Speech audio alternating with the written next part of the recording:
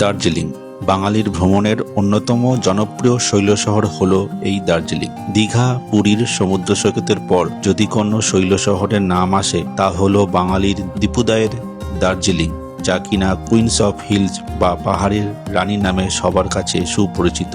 সমুদ্রপৃষ্ঠ থেকে ৬৭০৯ ফুট উচ্চতায় বঙ্গ হিমালয়ের শিবালিক পর্বতশ্রেণীতে অবস্থিত এই প্রাচীন শহরটি তার মনোরম প্রাকৃতিক সৌন্দর্য ও সুউচ্চ পাহাড়ের জন্য সুপরিচিত। ইউনেস্কোর বিশ্ব ঐতিহ্যবাহী স্থান বা ওয়ার্ল্ড হেরিটেজ সাইট হিসেবে স্বীকৃত দার্জিলিং হিমালয়ান রেলওয়ে বা টয় ট্রেন ভ্রমণ পর্যটকদের প্রধান আকর্ষণ। এখান থেকে বিশ্বের তৃতীয় সর্বোচ্চ পর্বতশৃঙ্গ কাঞ্চনজঙ্ঘার অপরূপ সৌন্দর্য উপভোগ করা যায়, যা কিনা স্লিপিং বুদ্ধ রূপে সশরীরে হাজির হয় আমাদের সামনে। টাইগার হিল থেকে মনোমুগ্ধকর সূর্যোদয়, ঘুম মনেস্ট্রি, বাতাসিয়া লুপ এবং চা বাগানের অপরূপ সৌন্দর্য এই দার্জিলিং ভ্রমণের অবিচ্ছেদ্য অঙ্গ। আর সেটা যদি বর্ষাকালে হয় তো আরো এক অনন্য মাত্রায় ধরা দেয়। আকাশে মেঘের ভেলা এবং তার সঙ্গে কুয়াশা ঘেরা চারিদিকে আবৃত এই দার্জিলিং এর সৌন্দর্য আপনাকে মোহিত করবে। দুটি পর্বে ঘুরে দেখাবো বর্ষার দার্জিলিং একদম কম খরচে। তাহলে চলুন শুরু করা যাক সস্তায় বর্ষার দার্জিলিং ভ্রমণ একদম প্রথম থেকে। হ্যালো ফ্রেন্ডস, আমরা একটা নতুন জার্নি শুরু করছি আজকে এই নৈহাটি স্টেশন থেকে উত্তরবঙ্গের উদ্দেশ্যে। আর এই উত্তরবঙ্গে যাওয়ার জন্য যদি ডাইরেক্ট ট্রেন না পান তাহলে এই ট্রেন ধরে আপনারা যেতে পারেন 13145 কলকাতা থেকে রাধিকাপুর এক্সপ্রেস ধরে আমরা যাব হচ্ছে এই নৈহাটি স্টেশন থেকে বারসই জংশন পর্যন্ত। সেখান থেকে আবার ট্রেন চেঞ্জ করে আমরা যাব হচ্ছে এনজেপি বা শিলিগুড়ির দিকে। আর এই যাত্রায় আমাদের কোচ আজকে B2 seat number 34 middle berth 13145 Kolkata Radhikapur express. Train ঢুকছে নৈহাটির 2 নম্বর প্ল্যাটফর্মে। নির্ধারিত টাইম 9:30।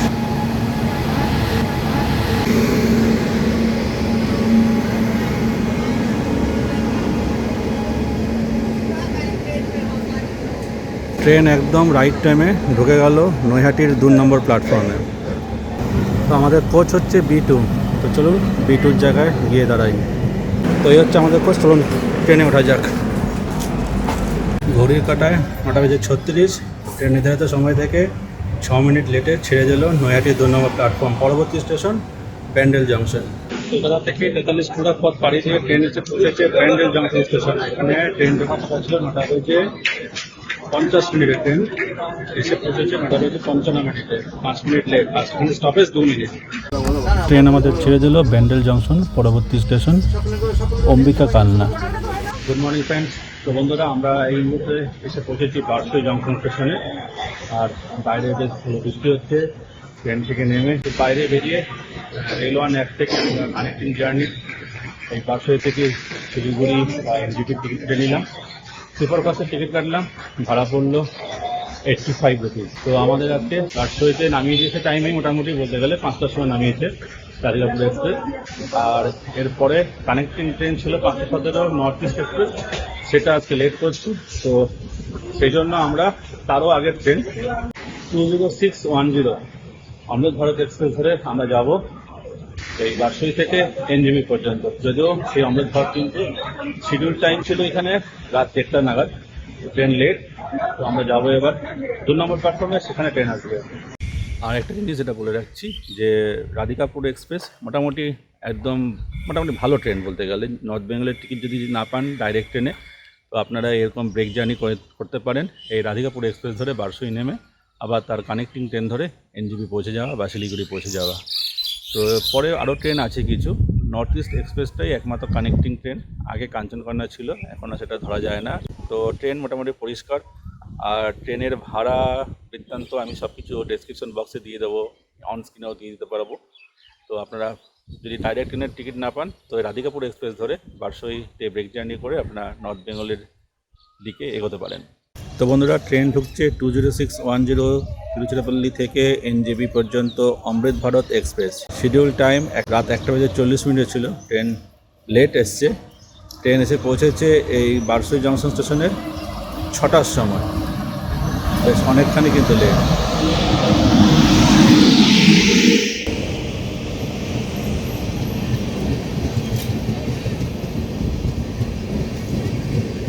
আর এই ট্রেনে জেনারেলে করে আমরা যাব হচ্ছে এখান থেকে এনজেপি পর্যন্ত। জেনারেল মোটামুটি কিন্তু বেশ ভালোই ফাঁকা। এই ট্রেনে সবচেয়ে সুবিধা হচ্ছে জেনারেল আর স্লিপার ক্লাস আছে। স্লিপার আছে 8টা মতো আর জেনারেল আছে টোটাল 11টা। আর এই ট্রেনের সুবিধা আছে প্যান্ট্রি কারও আপনারা কিন্তু পেয়ে যাবেন। তো বন্ধুরা, এই হচ্ছে অমৃত ভারতের জেনারেল কোচ। দেখুন সিট একদম ফাঁকা। আর এই ট্রেনে মডার্ন অ্যামিনিটিস যাদের থাকা দরকার মোটামুটি সব কিছুই কিন্তু আছে। দুদিকে সিটিং অ্যারেঞ্জমেন্ট, সাইডে মালপত্র রাখার জায়গা কিন্তু বেশ আছে। আর এদিকে এই হচ্ছে বসার জায়গা। তো এই ট্রেনে প্রায় যাবো হচ্ছে আমরা এনজেপি পর্যন্ত। এই হচ্ছে জেনারেলের কন্ডিশন, একদম ফাঁকা ট্রেন। আর এই ট্রেনটা আপনারা কিন্তু চাইলে ডানকুনি থেকে ধরতে পারেন। প্রতি বৃহস্পতিবার বিকেল 6:30টার দিকে আপনারা পেয়ে যাবেন ডানকুনি থেকে এনজেপি আসার জন্য ডাইরেক্ট ট্রেন। বারসই থেকে এনজেপির দূরত্ব মোটামুটি 135 কিলোমিটার মতো। আর এই লাইনটা চলে গেল হচ্ছে রায়গঞ্জ হয়ে রাধিকাপুরের দিকে। আর 135 কিলোমিটার মতো পথ যেতে সময় লাগবে মোটামুটি ঘন্টা 2-এর মতো। 2 ঘন্টার জার্নি আপনারা চাইলে আরামসে এই জেনারেলে চলে যেতে পারেন এই বারসই থেকে নিউ জলপাইগুড়ি পর্যন্ত। এই বারসই ক্রস করার পরে ট্রেন যে একটা 180 ডিগ্রি কার্ভ নেয়। আর এই কার্ভে ট্রেনটা দেখুন কি সুন্দর লাগছে, বিউটিফুল। আর ওদিক থেকে দূর থেকে একটা ট্রেন আসছে।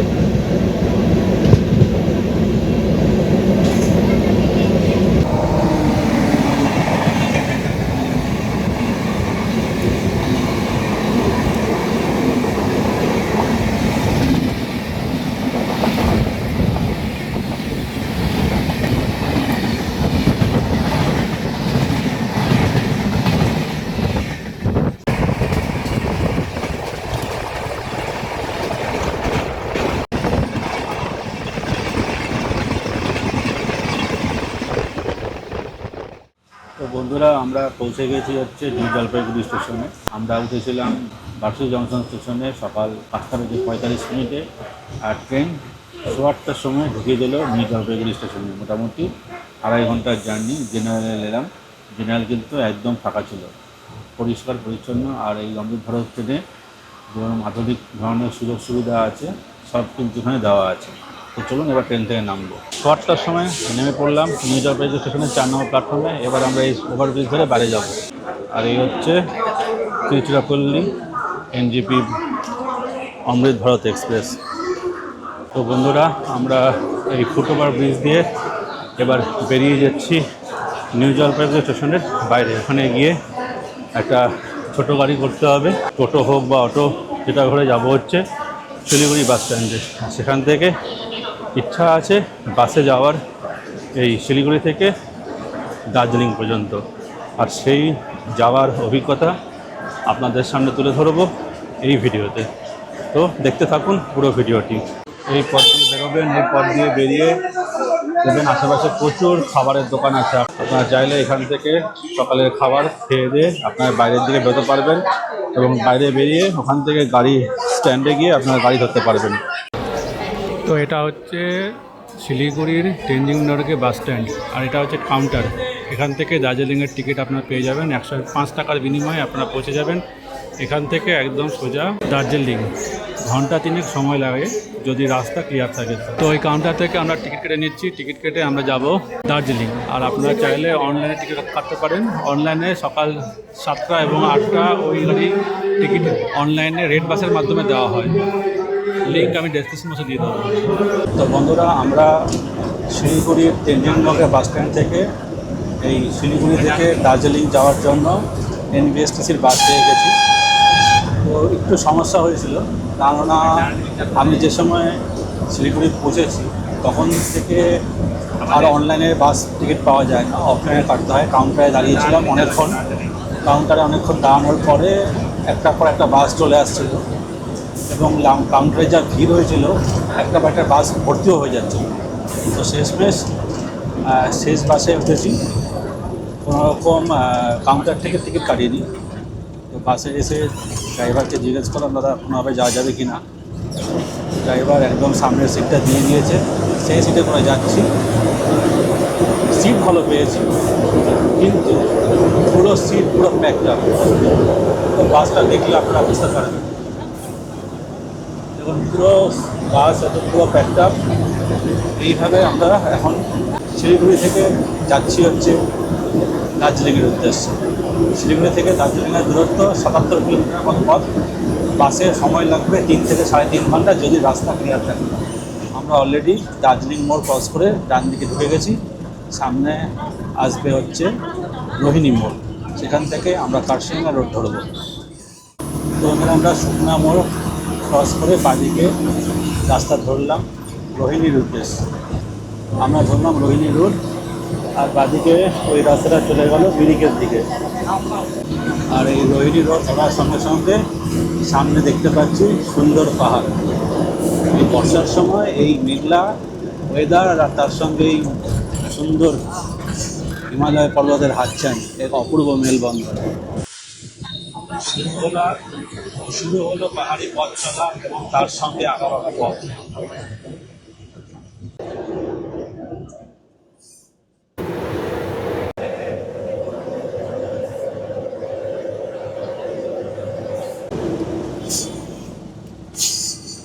তো বন্ধুরা, গাড়ি এখানে দাঁড়ালো মিনিট 10-15 জন্য ব্রেক।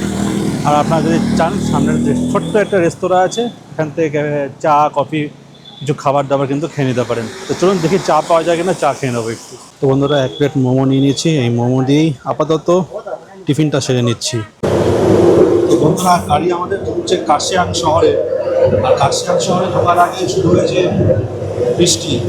আর এই বৃষ্টির জন্য একদম দেখে মনে হচ্ছে টিপিক্যাল পাহাড়ি বর্ষার ওয়েদার, যেরকম হওয়া দরকার ঠিক সেরকম। চারিদিক একদম পুরো মেঘে ছেয়ে গেছে।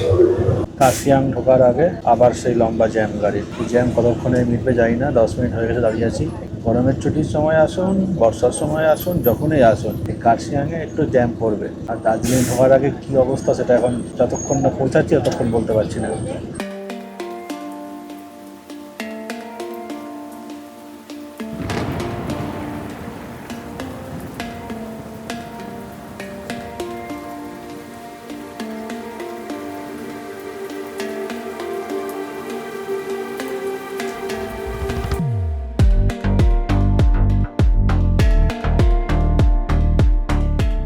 তো আমাদের গাড়ি প্রবেশ করেছে কার্শিয়াং শহরের। আর কার্শিয়াংয়ে ঢোকার সঙ্গে সঙ্গে এই ডান দিকে আমাদের পথের সঙ্গী হচ্ছে টয় ট্রেনের লাইন। কার্শিয়াং রেল স্টেশনের ঠিক পাশে এখানে পেয়ে যাবেন ঘোষ হোটেল, বাঙালি হোটেল, একদম কার্শিয়াং স্টেশনের পাশেই। আর এই দেখা যাচ্ছে Kurseong toy train railway station.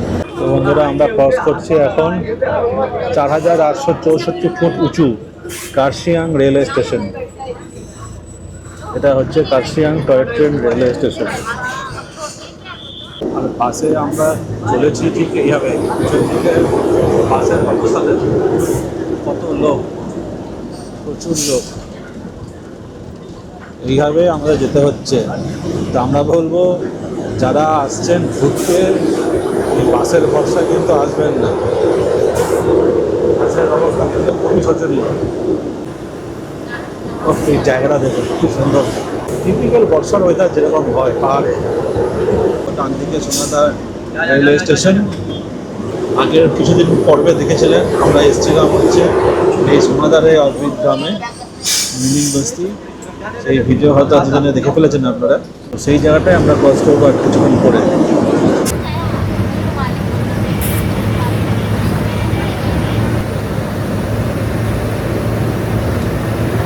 তো বন্ধুরা, আমরা ঢুকছি এখন ঘুমের দিকে। সামনেই আছে ঘুম, আর ঘুমের ঠিক আগে ডান দিকে একটা রাস্তা পাবো, যে রাস্তাটা চলে গেছে কালিম্পংয়ের দিকে। ওই পথেই আপনারা যেতে পারবেন হচ্ছে দাওয়াইপানিতে। আর বাঁদিকে যে রাস্তাটা গেছে সেটা হচ্ছে সুখিয়াপুকুরি হয়ে মিরিক হয়ে আবার শিলিগুড়ির দিকে। আর ঘুম থেকে যে রাস্তা সোজা গেছে সেটা দার্জিলিংয়ের দিকে দেখাচ্ছে। এই যে রাস্তাটা ডান দিকে চলে গেছে, এটা চলে গেছে কালিম্পংয়ের দিকে।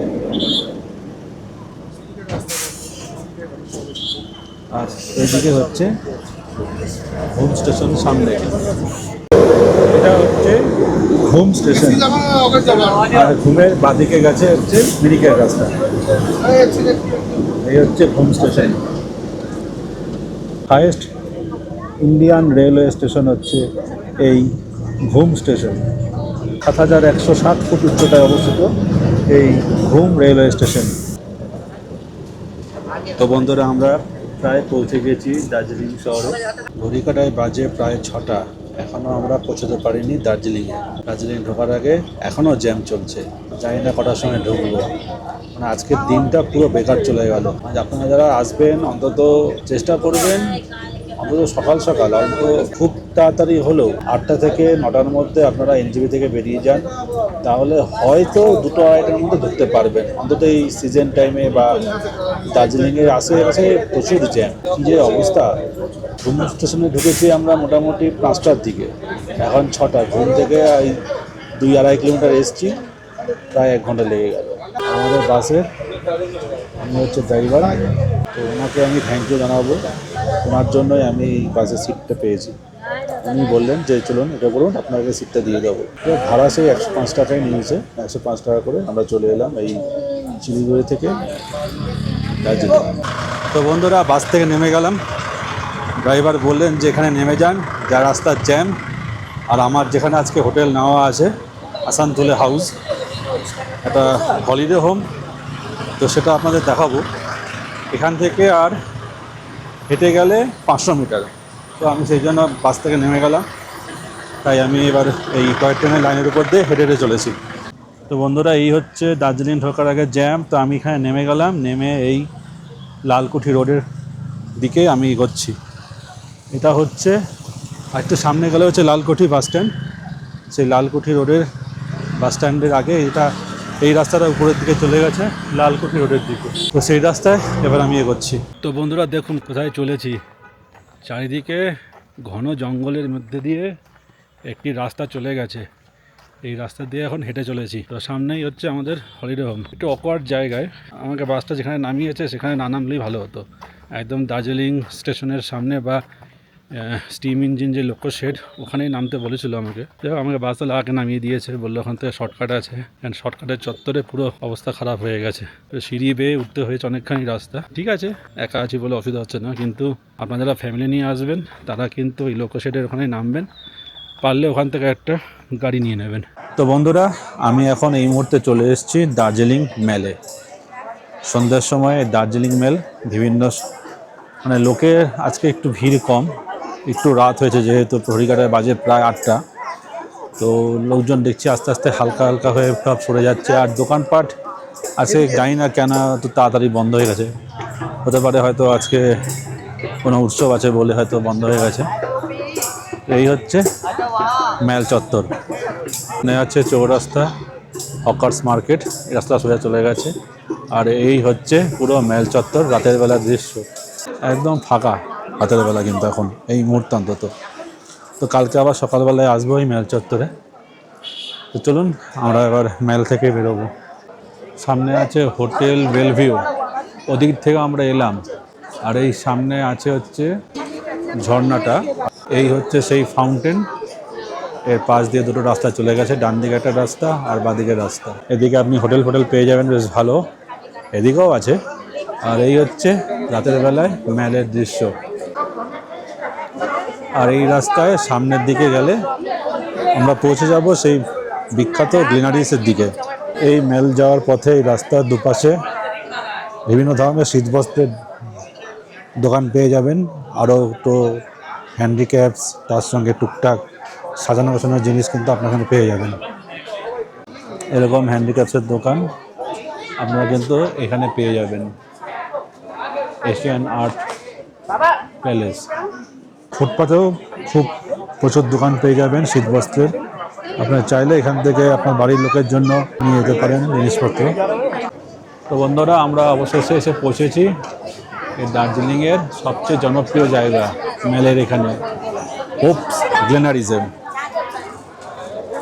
সব সময় এখানে ভিড় পাবেন, সকাল বিকেল সন্ধ্যে যখনই আসবেন এখানে ছবি তোলার প্রচুর ভিড় এবং ছবি তোলার প্রচুর হিড়িক। গ্লেনারিস থেকে সামনে কিছুক্ষণ এগোলেই আপনারা এখানে পেয়ে যাবেন 16 আনা বাঙালির রেস্টুরেন্ট। আর তার পাশে এরকম দোকানপাট তো আছেই। এদিক দিয়ে গাড়ি আসছে, গাড়ি এসে এই উপরের রাস্তাটা চলে গেল হচ্ছে টুয়ার্ডস পুরো মেলের দিকে। আর এই রাস্তার নিচের দিকে নেমে গেলে দার্জিলিং বাস স্ট্যান্ডে চলে যেতে পারবেন। আর আমরা পদ্মা রেস্টুরেন্টে ঢুকলাম, পদ্মা রেস্টুরেন্টে গিয়ে চলে আসতে রাতের ডিনারটা সেরে নিই। আর এই পদ্মা রেস্টুরেন্টের ঠিক পাশ দিয়ে নিচে এইটা রাস্তা চলে গেল। এই রাস্তাতে গেলেও আপনারা কিন্তু অনেক দোকানপাট পেয়ে যাবেন কেনাকাটির জন্য, আর হোটেলও আপনারা এখানে পেয়ে যাবেন, হোটেল 7 সিজ আরও অনেক কিছু। তো আমরা একটা রেস্টুরেন্টে ঢুকেছি, রেস্টুরেন্টে ডিনার নিয়েছি। ডিনারে আছে পাঁপড়, রাইস, আলু ভাজা, ডাল, সবজি আর চিকেন। এই হচ্ছে চিকেন থালি, 190 টাকা প্লেট।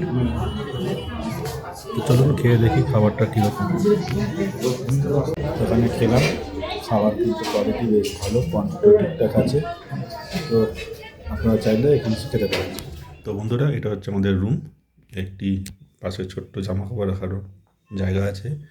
এই পরপর আছে 3টে সিঙ্গেল বেড, ট্রিপল বেডরুম এটা।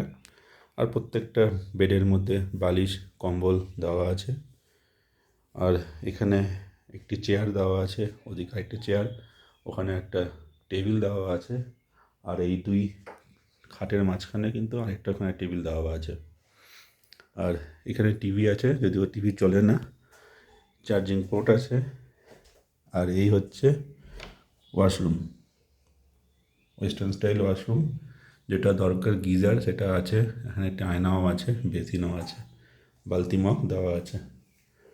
আর এই হচ্ছে এই পুরো রুমটা। মোটামুটি 600 টাকায় বাজেট ফ্রেন্ডলি রুম। এখানে একটি আছে আয়না। এই হচ্ছে এই রুমের বাইরে থেকে একটা কমন করিডোর করা আছে, সেই জায়গা থেকে এই দার্জিলিং শহরের একটা পোর্শনের ভিউ। তো বন্ধুরা, এই হচ্ছে লেবার ডিপার্টমেন্টের এই দার্জিলিংয়ের হলিডে হোম। এই হচ্ছে সামনের দিকটা, এইটায় দরজা আছে রিসেপশন, আর রুমগুলো আছে এর দিকে গিয়ে বাদিকে। আর এই হচ্ছে সামনে ছোট্ট একটি গার্ডেন, এবং চারিদিকে সুন্দর ফুলের ছড়াছড়ি। রুম তো আপনাদের দেখিয়েছি, মোটামুটি খুব একটা ভালো বলবো না। ব্যাচেলার্সে আসলে ঠিক আছে, ফ্যামিলি নিয়ে এসে না আসাই ভালো। কারণ হচ্ছে কমিউনিকেশনে একটু অসুবিধা আছে, মেল থেকে অনেকখানি দূর। আর 2 নম্বর হচ্ছে গাড়ি পাওয়া যায় না সচরাচর, আর আপনাকে আসলে হেঁটেই আসতে হবে। এই হচ্ছে গেট, সামনে একটি হোটেল, তাকে ক্রস করে যেতে হবে বড় রাস্তার উপরে, সিঁড়ি বেয়ে উপরে উঠতে হবে বা নামতে হবে।